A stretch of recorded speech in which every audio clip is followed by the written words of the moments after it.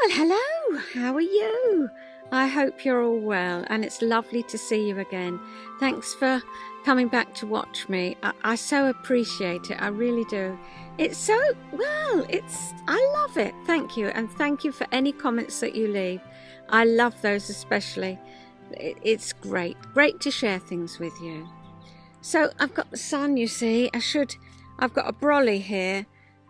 I should put it up, but to be honest, it's a great big manhandling job, which is a shame because often I just want to put the brolly up. Uh-oh, a wasp.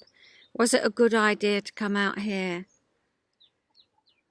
My name's Penny, if you haven't seen me before, and I'm just a little chatterbox, really. I talk about my crafts, I talk about fascinating facts. My mum does a little bit, my husband does a little bit now, Pete's piece. Sometimes I have a poem. I haven't got a poem today, but I've got a little bit out of a book that I wanted to share with you. And as I'm out in the garden, I haven't got too many crafts, so it's going to be a bit of a chat, really. Anybody that knows me knows I don't like routine or doing the same thing, all the time. I'm great. I make a schedule. Up to a point, I stick to my schedule, but then I have to deviate. I just have to. I don't drive the same way twice. I just like variety and difference. I'm not a creature of habit, not by any means. And so here we go. We'll do it a little bit differently. Now I have got a confession to make. It is confession time. And the confession is that I don't do this and then put it up straight away. Well, I do put it up straight away because it takes me quite a while to upload it. I think it takes about 5 hours to upload it. And anyway, when I started it on YouTube, they said, get a couple in hand because people like it to be regular. Oh, spider. And if something happens and you can't make it, people start to worry. So I thought, okay, I'll get a couple in the bag. So this is a hot spell we've got. The date actually is the 8th of September. And you're going to be seeing this in a couple of weeks' time. Why? Because I've got a friend coming down next week to stay. First time in over 2 years. Oh, can't wait to see you, Kay. Well, I will have seen you, you see. That's the thing. It's like, those plays, isn't it? What's it called? Not Delderfield. I always want to say Delderfield. No, not Priestley. Yeah, J.B. Priestley. And, the inspector calls. It's all the time thing. So it feels a bit strange. It feels like I should put this up and you should watch it today. But no, you're going to watch it. So that next week I won't be doing one. But it doesn't matter because this is in the bag. And I'll be jolly pleased, yeah. So then I can have a nice week with my friend. We can do exactly what we want, which I know what that'll be. It'll be sitting down, chatting and crafting, and Pete cooking for us and bringing us out food every now and then. That's all we want, really, isn't it? So I'm really looking forward to that. Anyway, what did I want to talk about? So my name's Penny. I live in the southeast of England with my husband Pete and my 5 chickens that are all running round my feet. Hello, girls. Hello. Cheeky. You can hear them. So they like being out here. They've got an area that's bigger than most people's gardens. Well, a small garden. They have got a very large area. But no, they like to be out. Chickens like to be with you. I might have said that before, so excuse me. So, what do I want to show you this week? Well, 2 things out of my whip box. So I'm rather pleased. I think you'll see behind when I put up Pete's piece, there's the quilt sandwiched together. So I've got 2 quilts in the conservatory being worked on slowly. And over the winter and the cold weeks, I will be working on those because they're lovely then to have them over your lap. And I've got things in my whip box still. Not very many. Excuse me. Not very many. They're getting less, but nevertheless, they're still there. So this is out of my whip box. Can you see? If I sit like that, I'll shield you from the sun. Oh, it's the most exquisite wool. It's baby blue with little freckles of lilac. Can you see those little freckles of lilac? And I did green heels. Green, Nanny. Little freckles of lilac. Absolutely gorgeous. So I knitted those for my daughter because I thought she might like a, hand knitted pair of socks. Turns out she doesn't. She likes things really, really smooth on the bottom of her feet. These feel smooth to me, but no. You know what some people are like? She's very sensitive. And so, of course, I knitted them for her, and they were too short for me. So I undid the toes, and I've knitted them up, and they fit me. So I'm really pleased. And they're the same length. I always like that. The same length. I'm hoping that will come out. If not, forgive me. I'll show you another time. But Craft House Magic, Ellie, her wool is just gorgeous. So that's what I wanted to show you. It's a follow-on from socks last week, isn't it? But that's something out my whip box, which is what I wanted. And then I wanted to show you these. We went down to Sussex a good few years ago now. And a lady there, it was just Pete and me. And she had all set out in her room, all bits of, fleece, all different colours. And then we carded the colours. And then I'll put it up here how we did it. And then we had to lay it out. And then you cover it in cling film. And then you wet it, and bash it. Giddy aunt, what a procedure. It took us all day. But Pete wanted to do a view that we have when we go to the Isles of Scilly. We go to Tresco and our little cottage there. Just up and around the back, there's woods. And this is... Oh, if I put that one behind, you might be able to see. That's what he did with these pieces of wool to represent the woods that we walk through. I like it. I really like it. Artistic license. Quite paley pinky lilac. The trees and the overhead. And then, of course, this is blue. The blue bushes.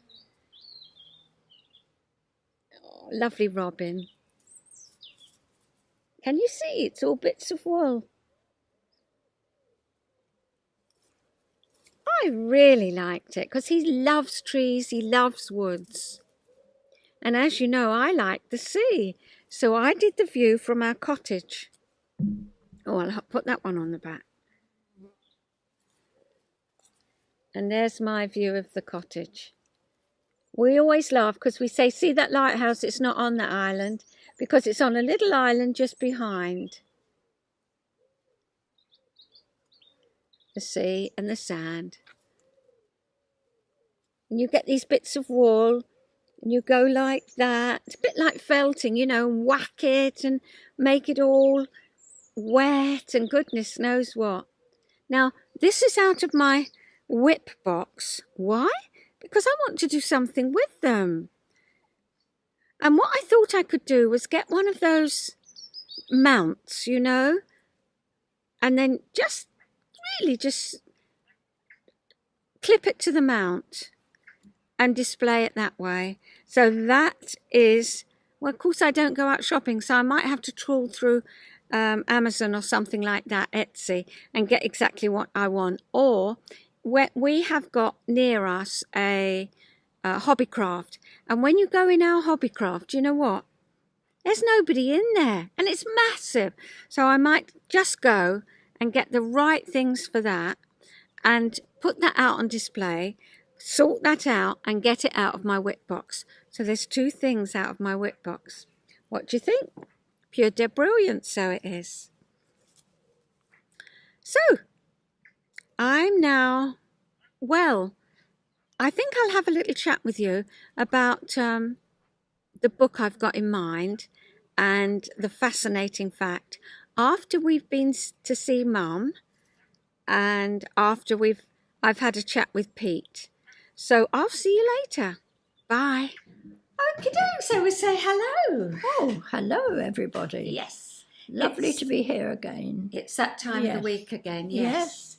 Now, where we were, Mum, was you in Highbury Barn. Yes. And you're feeling a lot better, even though and we're going to talk about that in a future thing, because I want to mention, to me, there's just bombs. But you said in your last vlog, incendiaries, and I don't know what they are, and now you're talking about V2s, but we're going to talk about that another time, because what I want to do at the minute today is hold it just there in Highbury Barn. Yes. I want to go back and look at your mum's family, the female line. We could look at the male line as well of your mum's family, but just for this week, let's look at the female line, okay? Yes.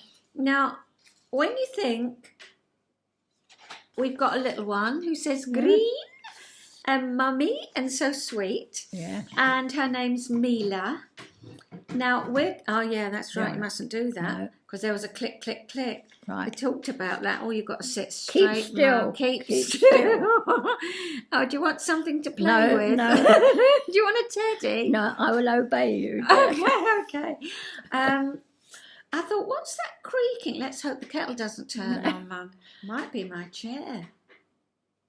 Anyway. Yeah. Right. So you think of Mila, Mum. Yes. Kim's her nan. Yes. I'm her great nan. Yes. You're her GG nan. Yes. Your mum is GGG. GGD to the 3. Now I have to look at a piece of paper here, otherwise I get totally confused. Her mum GGGG 4. Yes. Her mum 5. Her mum 6. Her mum 7. So I wanted to start there with her mum 7, okay? And how far back does that go? Right, that's 1777. Wow. And I've got the most beautiful handwritten birth certificate, and I'll put that up here so that you can see it. Wow. Now she is called Anne Owsley. Owsley. So Anne came through my lifeline a lot. Yes. So Anne Owsley, and she married John Williams. So hello, John and Anne. Yes. And that was in 1777. I wonder what life was like then, Mum. Yes. Horse and carriage. Yes. Yeah. Yes. Now she was born in Bristol. So country bumpkin there, Mum. Yeah. Yeah.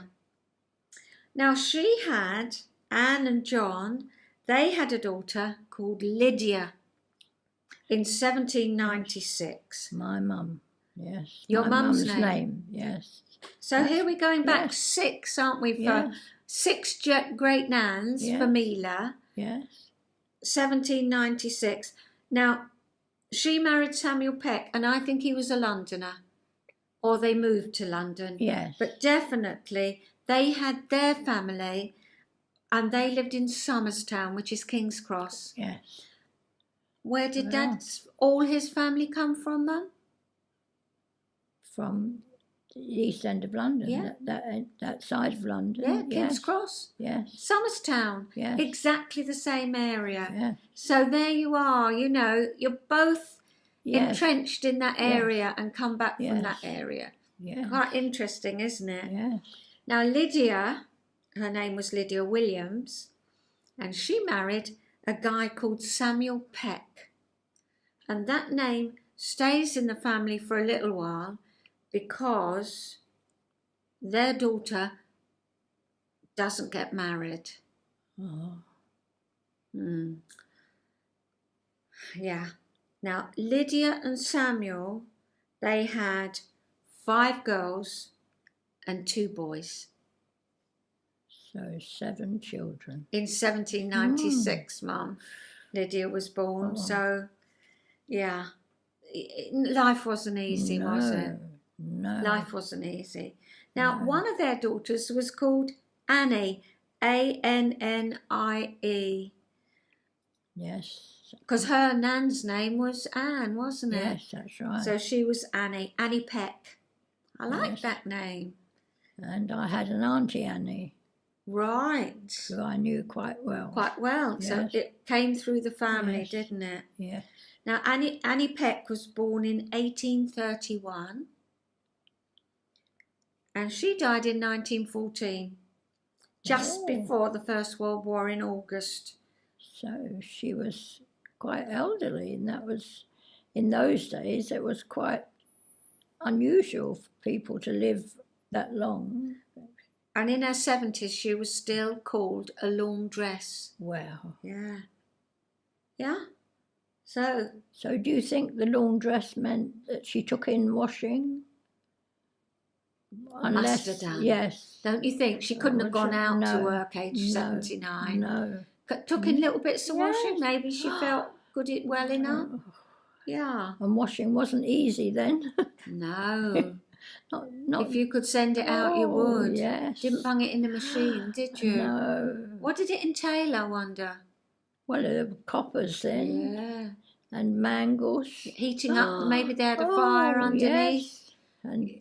And the mangle was... Because I shouldn't think electricity was around. No. I don't remember electricity until I was 10. 10? Yes. For electricity? Yes. We can't manage if it switches off for 5 minutes. We had gas mantles. Ah. Oh. And it was wonderful when we... in Canterbury Avenue, where we lived then... 58? It was wonderful when they transformed all the flats then, because the landlords had to then do all the changing. Could you switch the light on like we can? Oh, you remember you were 10. And to think of not lighting those gas mantles to get, and even then the light wasn't all that good, because if the mantles were, as they wore, thin, then the light wasn't the same. Was it like a fabric round the gas? Yes, and that flame? You got the light from that. Right. So not much then. No, and it depended on what sort of fitting you had to put those in. Oh, right. To give you the light. Did they flicker? Yes, very often. Yes. Not pleasant. No. Anyway, I'm sorry I've detracted you. No, it's all interesting, Mum. Yes. So here we've got Annie Peck, and she died just before the First World War. However, she had your nan, amongst others. Yes. She had... No, not amongst others, Mum. Not amongst others. She wasn't married. Oh. But she had, which is probably why she had to work till right the end. So there was no pensions, was there? No. She had your nan, just the one daughter, out of wedlock when she was 27, and your nan was called Annie Jemima. Yeah. I wish I'd known all this. I'd have called one of my daughters Jemima. Yes. Or which one would you like to be? Would it be you or would it be you, Kimonic? Yes. Jemima. Annie Jemima, and that's your nan. Now, she got married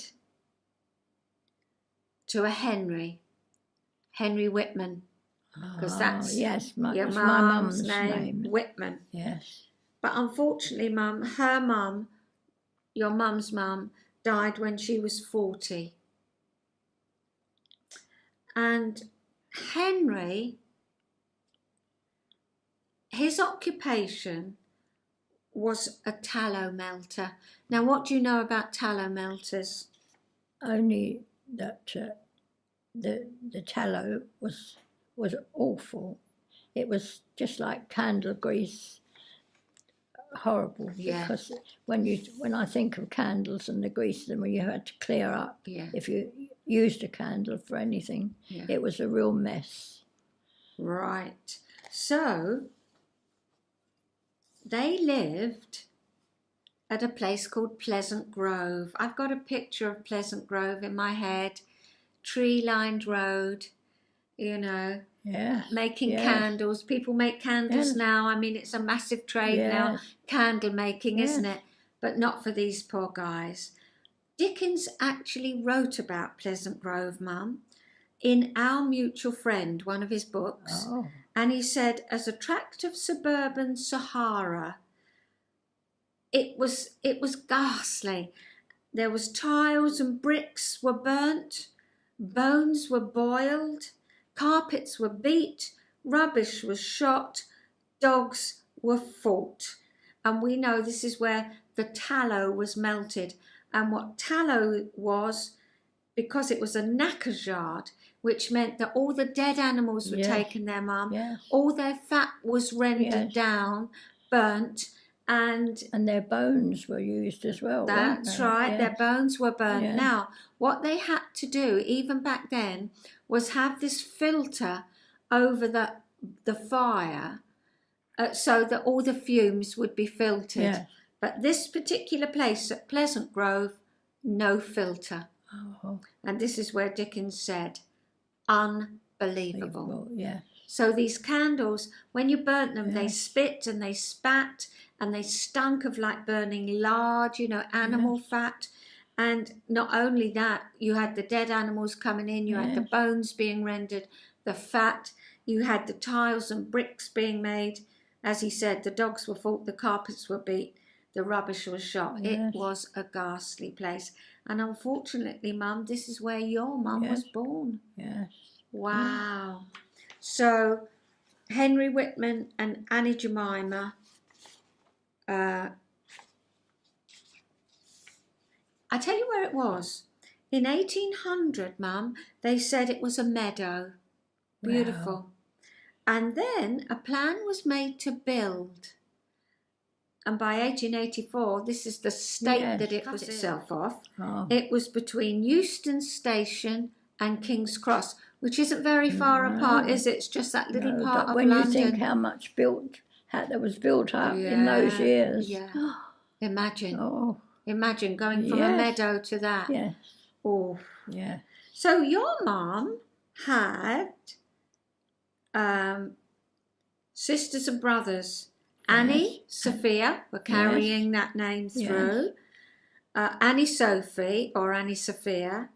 Henry, Lydia, your mum. Harriet, she was very friends with Harriet, wasn't she? Yes. And Harriet married a good banker. Well, he was a civil servant in the War Office at 1939. Yes. And his son became a banker, so good family line there. Yes. George Silas, Florence, Alice and Eva, who you were called after, because Eva died in 1923 and you were born in 1923. She died in 1923. I said it again.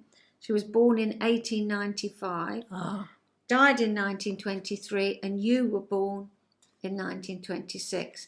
So obviously called after her. Yes. That makes sense?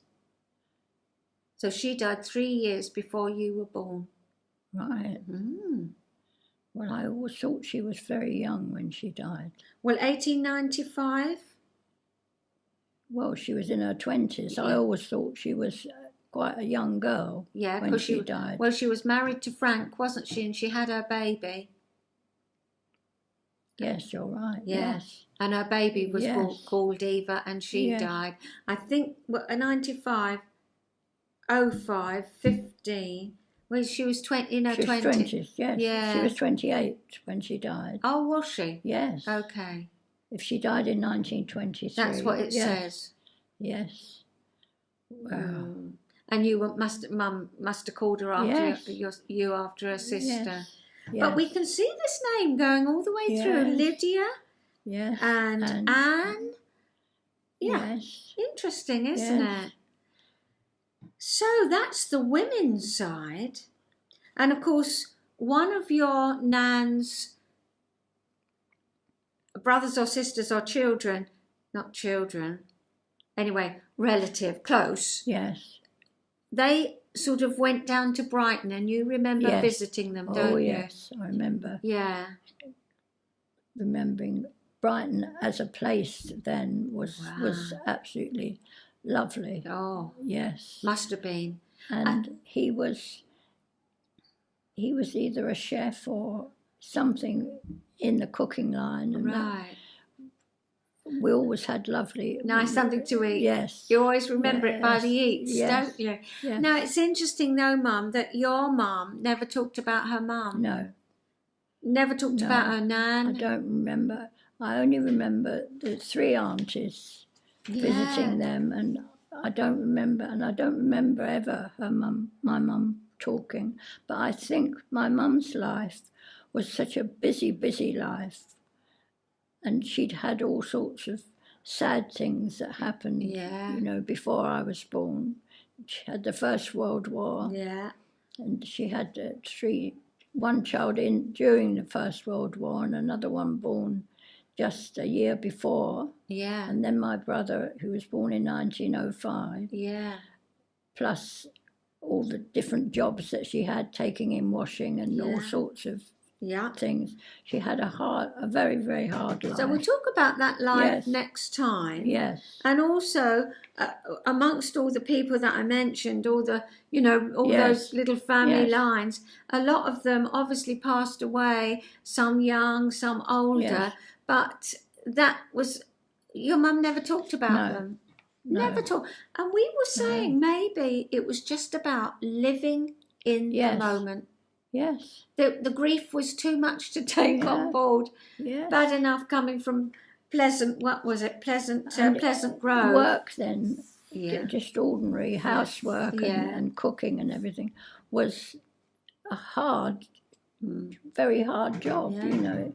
And there wasn't time really to do much else, going out shopping and work at home. Daily life took up time. Right. What you didn't have much time to sit down and chat No.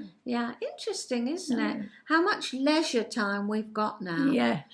And if I remember, my sister always saying, because my sister was 13 years older than me, how privileged I was to go to the school I went to and the school next door. So life was different. I had a different life entirely. Yeah, you were the baby. Them. I was the baby, and I was privileged, really, to have the life I did with just my mum and dad. Yeah, because that's where we landed up, didn't we? I wouldn't particularly call it privilege, but compared with what we're talking about, with what went on before it was born, privilege. Yeah, it was a privilege. So we'll leave it there then, and perhaps next time we'll take a little look at your dad's family and see what that throws up. I think there's a few surprises there. So we'll see you next time then. Bye-bye. Bye-bye. Bye. Thanks, Mum. Wasn't that lovely? Yeah, she was quite emotional when we were talking about it, and she's so pleased to know what her mum's life, about her mum, because she knows absolutely nothing about her mum's life. They never ever talked about it.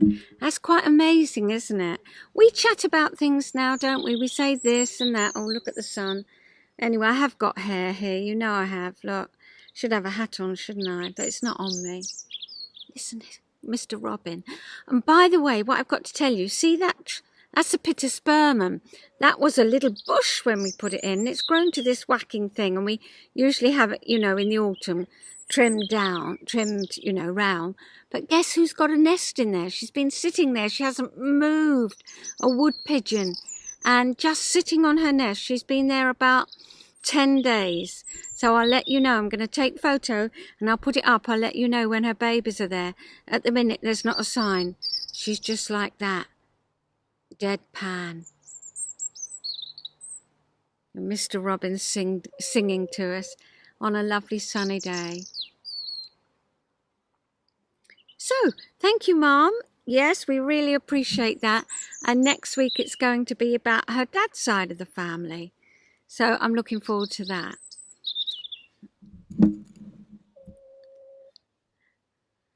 What, darling? So I'll tell you a little bit about this book. It's called Rewild Yourself. And I really enjoyed it. I mean, Pete said, why do we need to read that? Of course we know about these things, but you can always learn, can't you? And he didn't really mean it, but you know what I mean. I really like it, and I love this. I wanted to share this with you. It's about the Hobbit. When I was about 17, I read The Hobbit.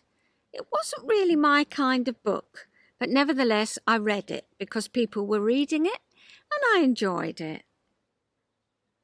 The road goes ever on and on, down from the door where it began. Now far ahead the road is gone, and I must follow if I can. That's from The Lord of the Rings. But Bilbo Baggins is the Hobbit, and he has set his heart against adventures. And I can be a bit like that. If you say to me, do you want to go here or do you want to go there? No, thanks, I'm quite happy at home. But once I've set off, I love it, absolutely love it. I mean, I'm not talking about foreign countries and far away. I'm just talking about, you know, down the road, quite frankly. But I'm quite happy here, you know. But then once you set off, how exciting it is, because you never know what you're going to see.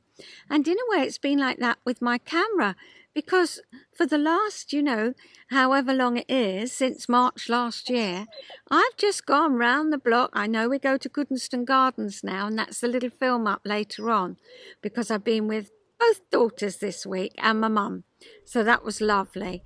But, you know, basically it's that way or that way on foot. And I think I take the camera every time and I think, what am I going to see? Every time I see something different, I do. So he says such things were for other people. He had no idea that adventure was what he craved in his heart.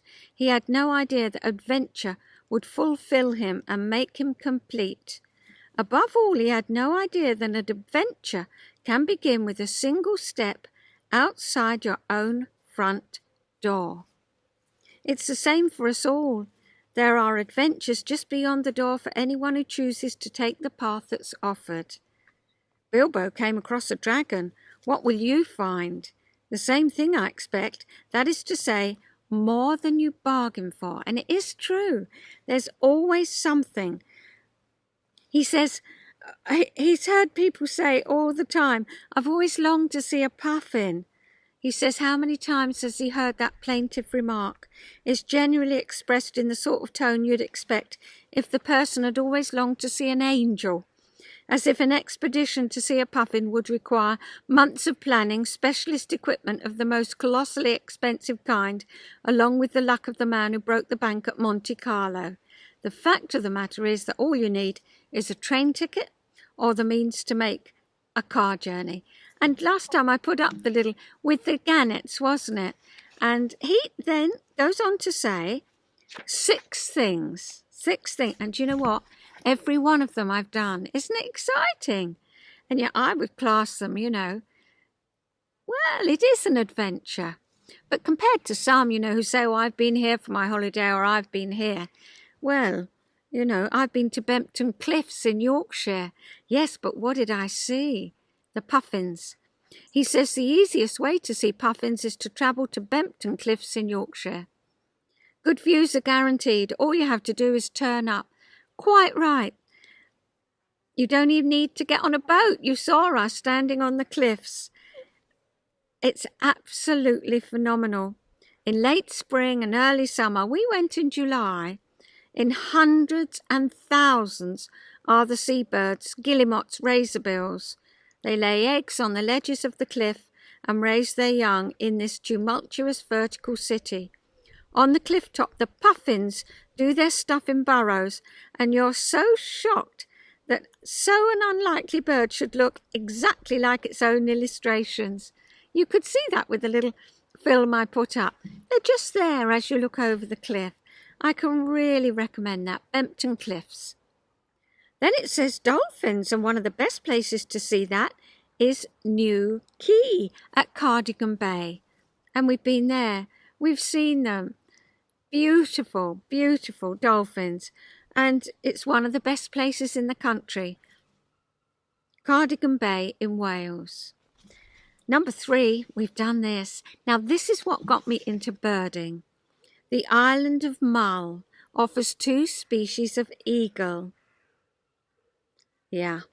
The white-tailed eagle went extinct during the Great Victorian Persecution.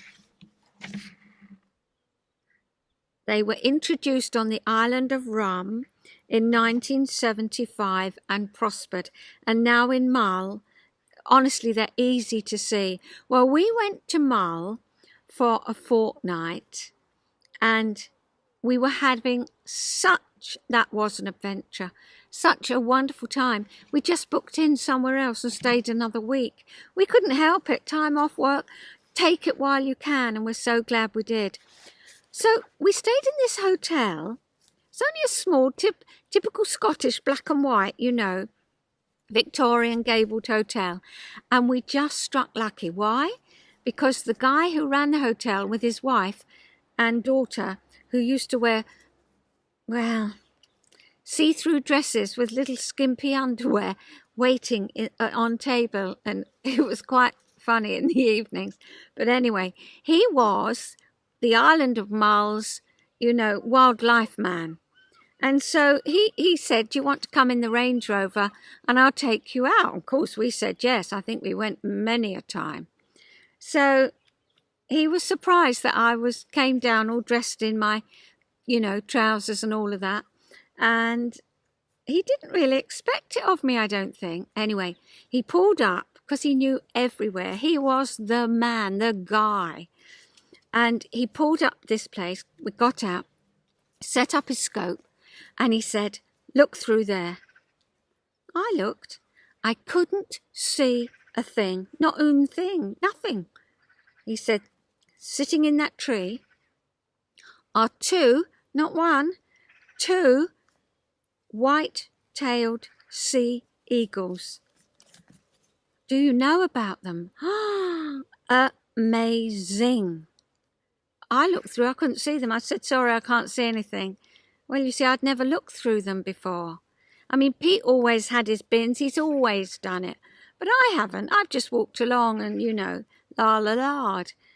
I look through and suddenly we say, you've got your eye in.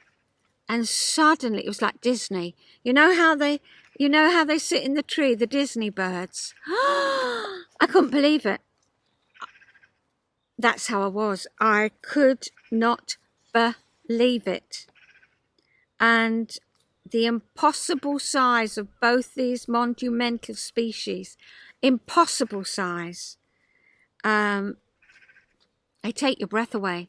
And there I was, feet from them, because he knew where to go. And that's what got me birding.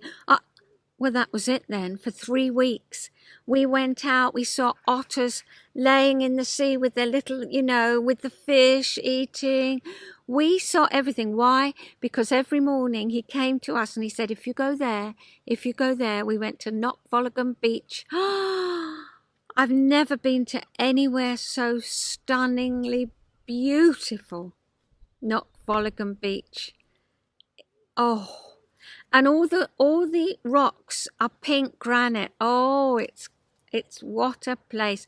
Well, then you can get on a boat and you can go to the Treshnish Isles, where Mendelssohn wrote Fingal's Cave, and you can see it, and it's all made out of basalt rock. It's exquisite. I'll put a picture here of it. Well, of course, the day we were going, it was so rough. And so he phoned the guy. He said, look, they've got to go over there because there's RSPB guys over there. They've been ringing birds and they've got to get back. So I've told him, you're experienced sailors, so you can go. So there's Pete and me, the only ones on this boat, not on a trip, on a boat, going like this. I was determined to get there. Treshnish Isles, we just about landed, and we were the only ones there, apart from these RSPB guys. And we were sitting amongst the puffins in the middle of the sea off Mull. Oh, that was Bilbo Baggins. It was an adventure. And I got the taste for it then. But I only had a little camera, one of those click things. Ran out of film. It was the days of film. Ran out of film, so I got 2 photos. Bit different to now. But it doesn't matter. It's in here. I've got 1 photo. I'll put it up. So I'll put a little view up of our little trip to Mull. Then he says, oh, I'm going on a bit. Then he says nightingales and avocets. Well, you see those. You see those up in Norfolk, and that's where we've seen them, Minsmere. So the avocet has got a curly beak that way, and it's the emblem for the RSPB, because the women used to use them all for their feathers for their hats, and so they were extinct, or almost. And so they've made a comeback, and then you can listen to the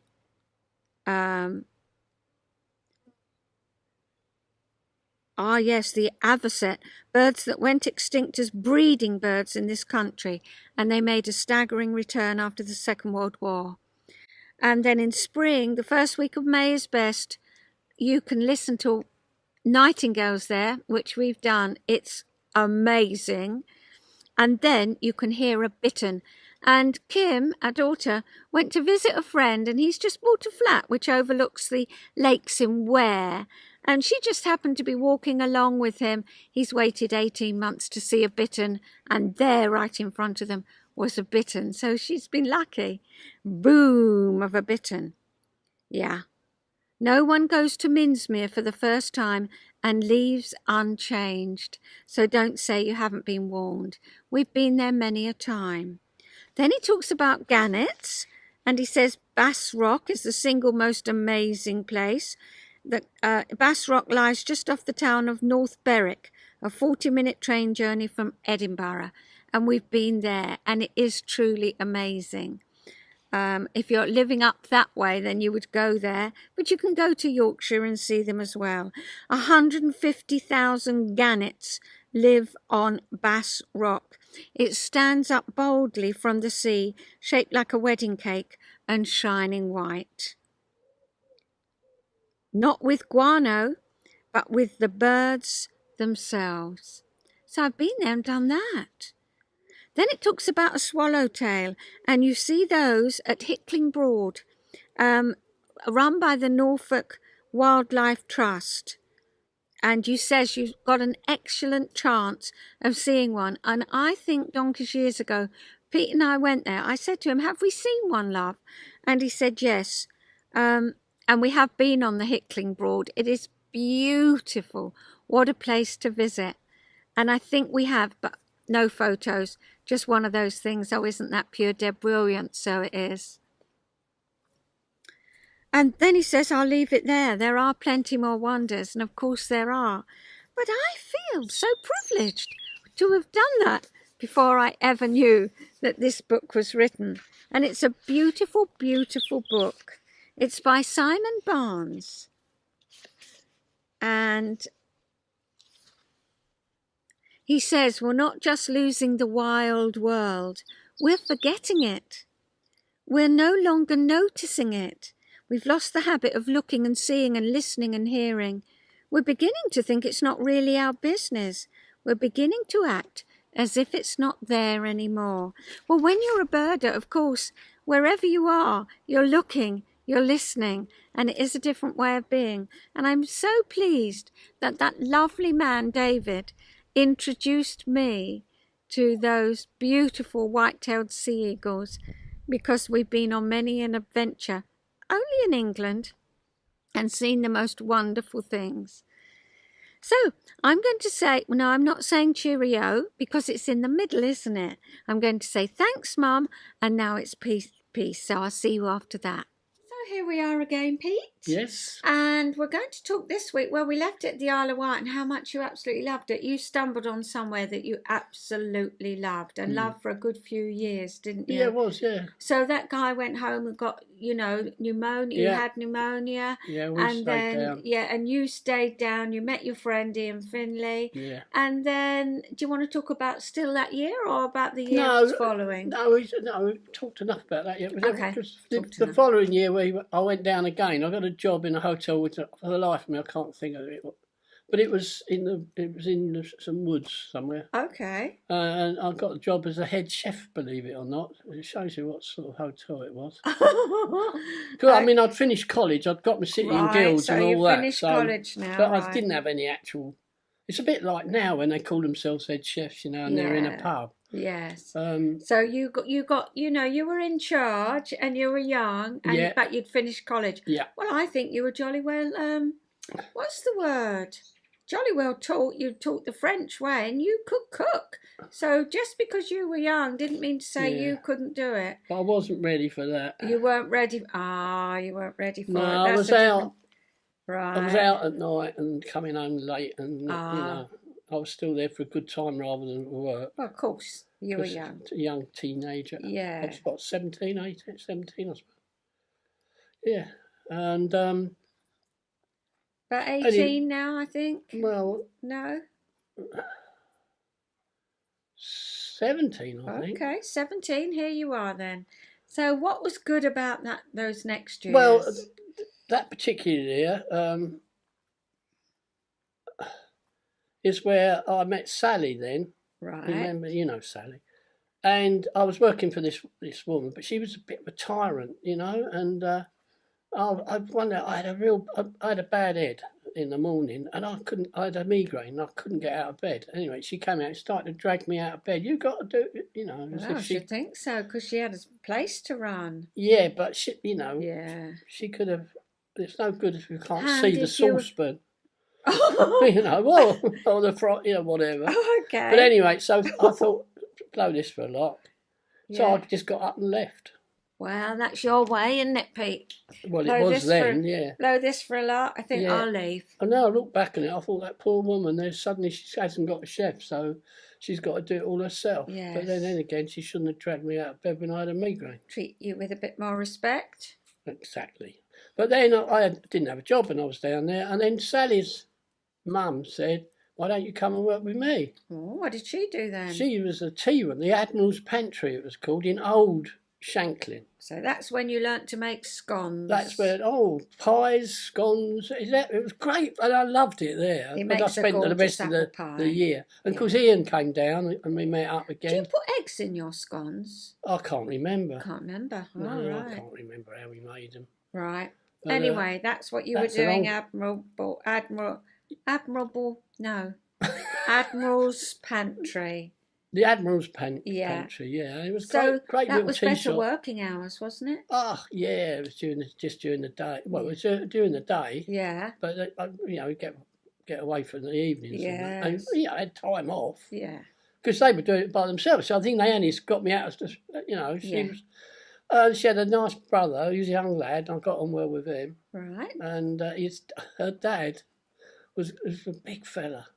And he didn't do anything in the Admiral's Pantry, but you could always hear him coming because he ground his teeth all the time. Ooh. Yeah, and it was quite spooky, really. Yeah. But anyway, so then I did that job until I came back home and started at the Trocadero in London. Okay. That's what, so I went from big the Isle of hotel Wight. in London, yeah. No, it wasn't a hotel, it was the Trocadero was a restaurant.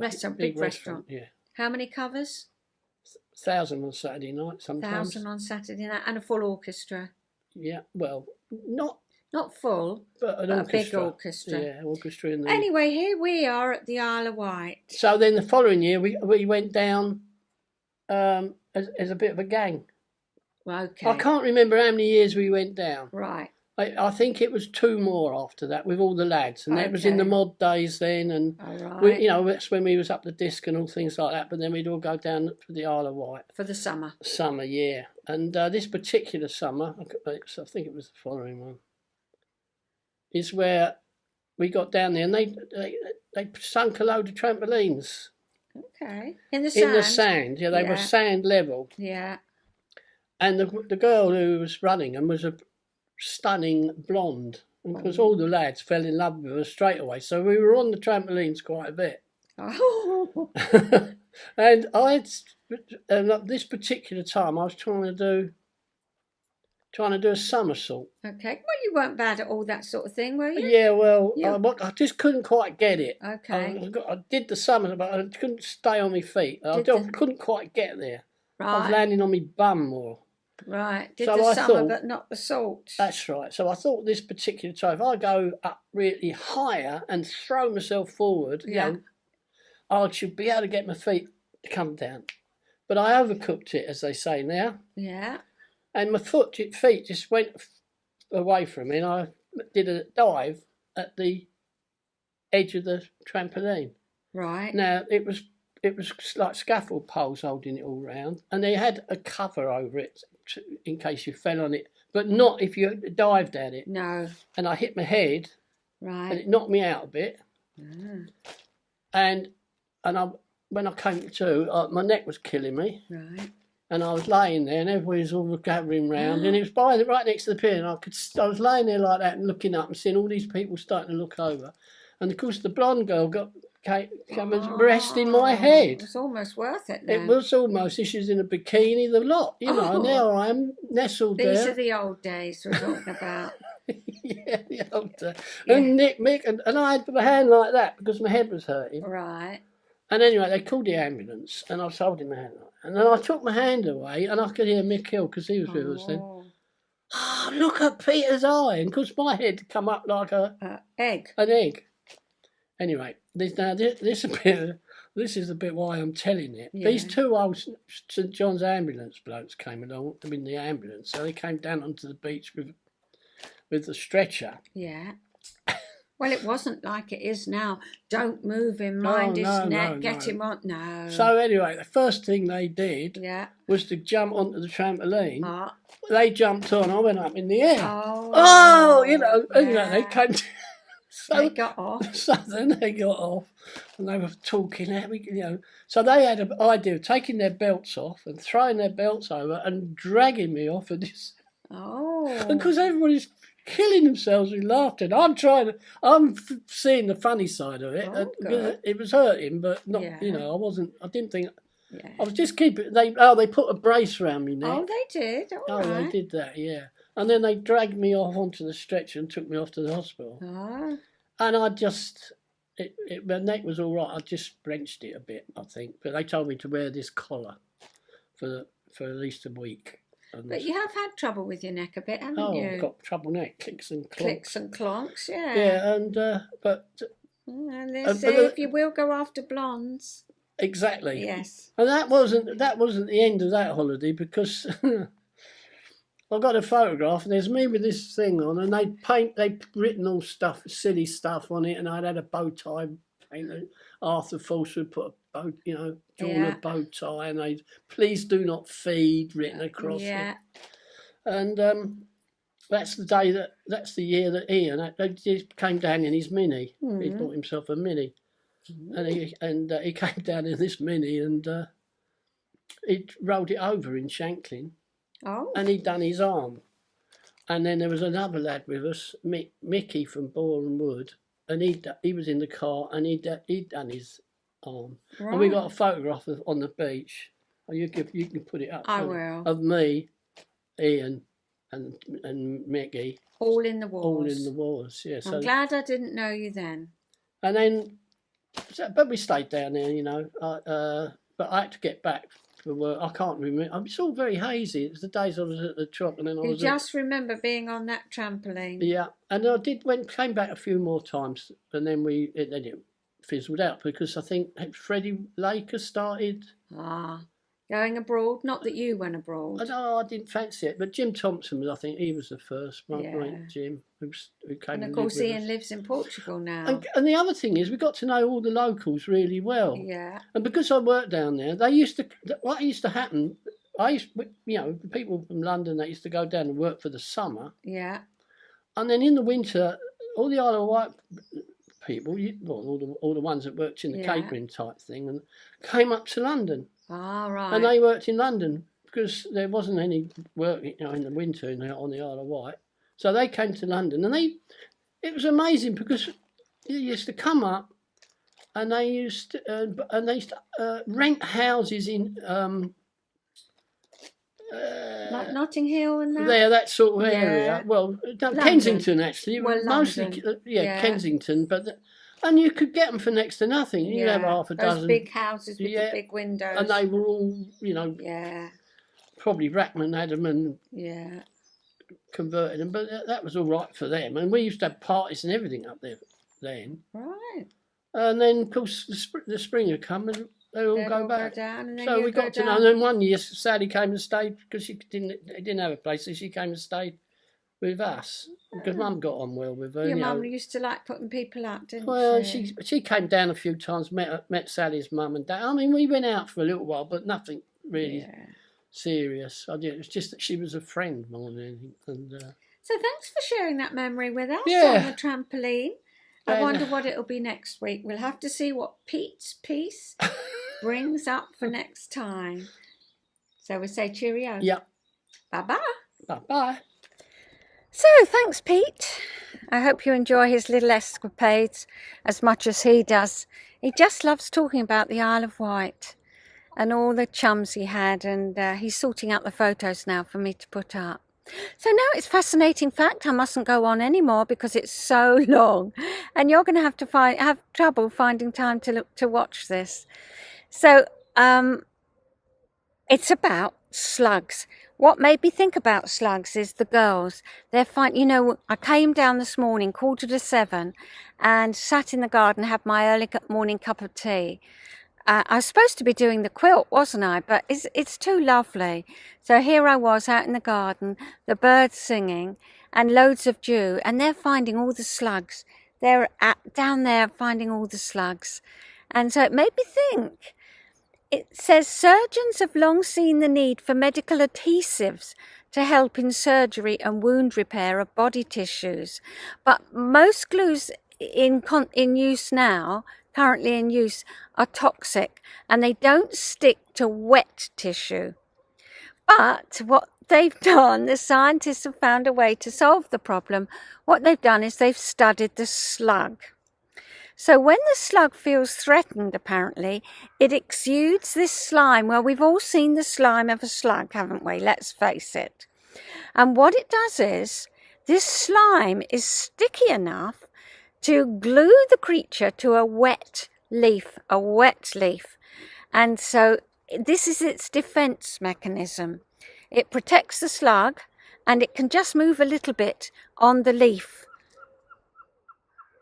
Now, they've analysed the slime, and they found several factors that contribute to its effectiveness as a natural glue. For example, the slime uses both chemical bonding and electrostatic attraction. It penetrates the surface to which the slug attaches itself and is elastic when subjected to stress. I mean, that's truly amazing, isn't it? By engineering a material that imitates the properties of slug slime, researchers have created a glue that's far stronger than currently available medical adhesives and capable of sticking to a living organ. It is said to bind as well to organs as cartilage does to bone. Well, we all know how cartilage adheres to bone. So here we've got this special slug slime being copied by the scientists. Experts believe that this glue could become part of every surgeon's toolkit, eliminating the need for stitches and staples. Well, we all want that, don't we? It could be used to repair cartilage or to attach medical devices exactly where they're needed in the body. And tests have already proved the glue to be effective in plugging a hole in a pig's heart and patching holes in rats' livers. Oh, yeah. So scientists often find elegant solutions to common problems by studying the natural world around us. It's a matter of knowing where to look, says Donald Ingber, switched itself off again, honestly. So Donald Ingber, he's the director of the institute that's developed the synthetic adhesive. Yeah. Sorry, it switched itself off. So I'm going to run now. I tell you why, because I've gone way over time. And I'll see you next week with another fascinating fact. I think we're going to talk about Mum's, Dad's family. I've got more crafting to show you. And Anne is the one that's come up with what I should show, because there was a time when I made a lot of bags and she wants me to show the bags. She left a message, thanks Anne, and that's my next thing. So I'll be showing some bags that I made. And Mum, we'll see if Pete's going to do a bit, see how he feels. If not, there'll be another book to talk about or another poem. So take care of yourselves. And I hope you've enjoyed the sunshine now. We're probably all shivering because it's all going to change. But I just had to come out here and talk to you and enjoy it. So thanks for watching. I'm going to now put up a little film of when we took Mum to Goodnestone Park Gardens. And then Nicola came for tea with her, and then on the Sunday, that was the Friday, on the Sunday we went for lunch with Kim. She just decided to have a day out, and so did we, and it just by chance happened, and so we went and we met up, which was lovely, absolutely lovely, and we spent the whole day there. It was a joy. The weather was beautiful and the place is beautiful, as you know. So that's the little film that's going up. I know you've seen it before, but well, I mean, you know, that's it. So I hope you enjoy it, and I'll see you next time. Take care of yourselves. Same place, same time. Well, it isn't, because I'm putting it up on I may be putting it up on a Saturday now, because I think people have got the weekend off and it's an ideal time to watch. Monday morning's all right if you're retired, but I think there's quite a few people who watch that aren't retired. So I've changed it now to a Saturday morning. Let me know if it suits you or if you'd rather go back to Monday. I mean, you can still watch it on a Monday if that's what you want to do.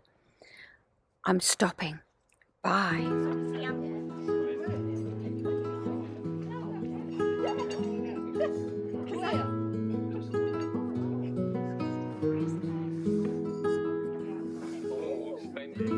I didn't get you in. I didn't know. No.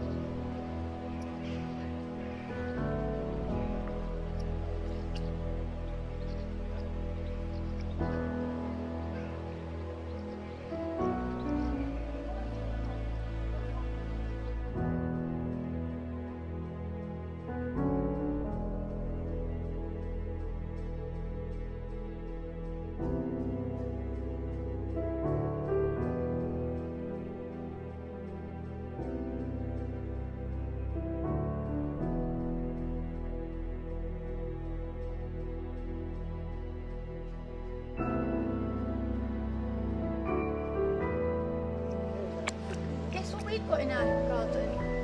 What? Mr. Hedgehog. Oh, Mrs. Tiggis. Yeah.